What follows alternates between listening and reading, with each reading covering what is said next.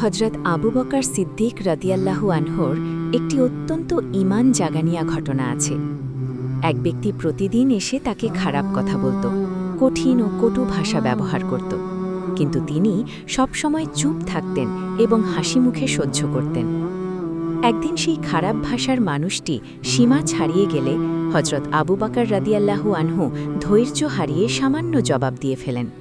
ঠিক তখনই রাসূলুল্লাহ সাল্লাল্লাহু আলাইহি ওয়াসাল্লাম সেখানে তাশরিফ আনলেন এবং তিনি সাবরের গুরুত্ব সম্পর্কে দিক নির্দেশনা দিলেন।